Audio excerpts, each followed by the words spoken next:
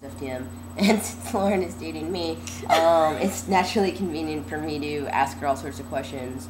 And we talk a lot about a lot of heavy subjects, like, for example, right now going through the legal documents of changing the status. One of the subjects that comes up in relationships is, losing your identity. So the person that is switching genders, naturally they want to change their identity, and that's a hard transition for them, but also for their partner, someone who identifies as lesbian. So Lauren identifies. What do you identify yourself as? A lesbian. Okay, so someone that has basically dated women, but you said that you've basically been dating more masculine women, or women with short hair, or... Well, I dated, my first girlfriend was really femme. Really, really femme. Mm-hmm. More femme than me. Mm-hmm. And then the women that I've dated, and there haven't been many, Mm-hmm. I think 3 total, have become increasingly more butch. Okay. So shorter hair, more masculine, more interested in passing or more willing to pass in public. We get served more often in restaurants, on a sliding scale. Okay. So when we first started talking, I was really apprehensive about ever being like in a relationship while I was transitioning, just because I thought that would be really difficult on the other person. Obviously I think that I did desire a relationship, and like I'm a romantic at heart, but at the same time I think that it's hard to want to move forward with that and then feel like you're pushing that agenda on someone else, because it's such a huge life change. So you're dealing with your family things and your friends and everything else, and then also your partner may have their own struggles as far as am I attracted to a man? Am I going to be living like a heterosexual lifestyle because this person now identifies as male? So that does come up a lot, but I don't know, like, how has it been? This is the first time that you've ever dated someone that was FTM.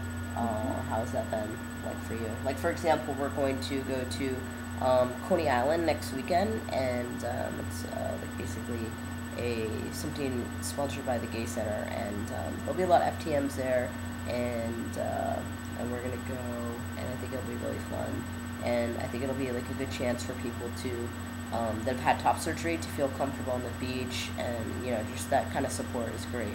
So what's it been like so far for you?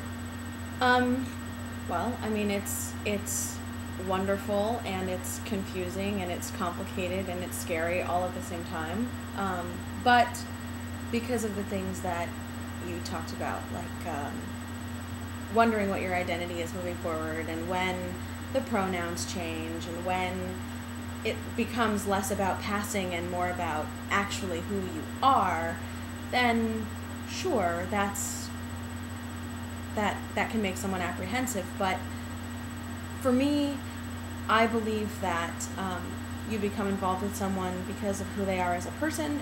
It's not really based on gender or identity or any of those things. And so I believe that although the outside appearance may change, you have top surgery and then your chest is gone, or you grow facial hair, you're still you. You're still the person that I care for, and that I've gotten to know, and that I've shared deeply intimate things with. So that gives me comfort.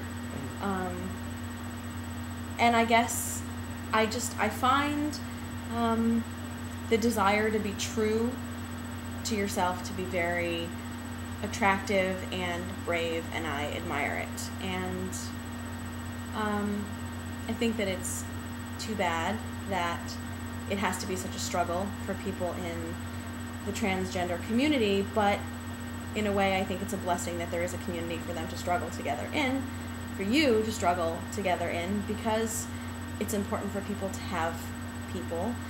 And I feel really lucky. I really think that that being with you and dating you I've learned a great deal, and I'm experiencing new things, and I don't know if we're supposed to be talking about sex, but that dynamic is great. So I think it can only get better. Yeah. So you Specifically, what do you want to know? Well, I saw that you discussed reading Stone Butch Blues. Why don't you talk a little about what it was like for someone back then versus me, who has, I have my battery's running a little low, but so basically, I don't know. What are your thoughts on you read that book and that was someone who struggled back then and didn't have things like, you know, insurance to possibly cover top surgery. Oh my God, and I things can't. like that. Like, It breaks my versus now. heart. I think that it's, well, first of all, I think that those women that came before absolutely were brave and strong and warriors in this way that I think all women, whether you're going to start as women, end as women, whatever, should be grateful and proud to have as, the people who came before, because women like Leslie Feinberg, who became men and then became women again, really opened the doors. But I can't imagine, for me, I live in my body and I know that I'm a woman and I don't struggle with that, and I struggle with other things, but not that, and I can't imagine that struggle now. It is really overwhelming to think about, being deemed a he, she, and a freak, and, all this stuff, which people are still deemed today, but I think reading that book really opened my eyes to the fact that there was an entire part of an alternative community that I was not yet aware of, that I really wanted to understand. Mm-hmm. It was sort of an awakening for me. What year was that? Do you remember?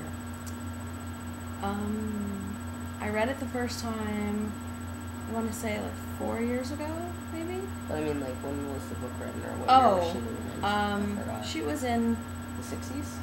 Well, yeah. She was probably our age in the 60s. Yeah. I think it starts in And it's fiction, 40. right? Well, it has fictional aspects, but it's based on her real experience. Okay. The character is fictional, but it's based on biographical details. Okay. So one of the things, I read this book maybe 4 years ago or 3 years ago, but one of the things that really stood out in my mind was that, the first thing is that she had the top surgery, but she went in, had the surgery, she was an outpatient the same day. She went out, she had it done. And the surgery was done without any anesthesia. No anesthesia. She drank some bourbon or something. Yeah, so it was just out, and, no discussion. And no reconstruction, just lop them off. Right, exactly. No nice scars, Yeah. no scars, nipple replacement, none of that stuff. Just done. Yeah, old school. So that was one of the major things that stood out. And the other thing was that she had a sexual encounter with a woman, and she was, at that time, passing, and she had sex with the woman with a strap on, never told the woman, and I don't think the woman, in the book, the woman never realized that she was having sex with an FTM or knew anything of it. She wasn't aware of it, and it was so just another thing that kind of blew my mind, because I knew very little about the FTM community, or what it was like to live like that. So I think in those days, though, it makes a little bit of sense to me that woman, character, whatever, that she had that encounter with at that point, because she'd had the top surgery and she was on testosterone, and she was so masculine. Yeah. And even you've seen photos of her, in her facial structure, she's very hard. Yeah. Although that's also, she's very Native American looking.